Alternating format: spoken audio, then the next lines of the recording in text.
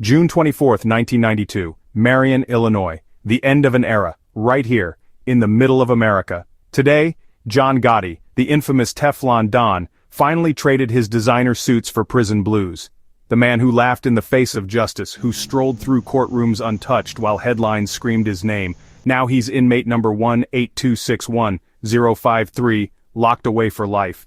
If you followed the true crime scene in the 80s, you know Gotti wasn't just a mob boss. He was a legend. He ran the Gambino crime family, the biggest in New York with swagger and style. They called him the Dapper Don for his flashy look, and the Teflon Don because nothing seemed to stick. Murder, racketeering, illegal gambling, charge after charge slid right off him.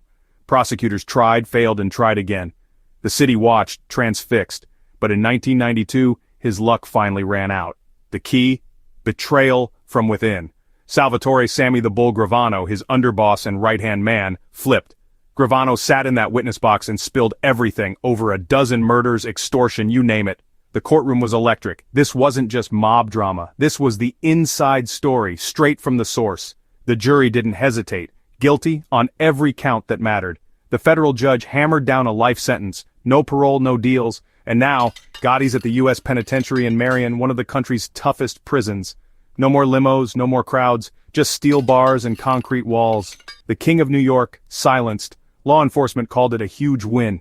A crack in the armor of the mafia's power. For decades, these organizations ran everything from unions to construction, and Gotti was their face. To see him go down, it sent shockwaves through organized crime everywhere. But don't get it twisted. The fight didn't end with Gotti. His fall was dramatic, sure, but the world he came from, it didn't just disappear.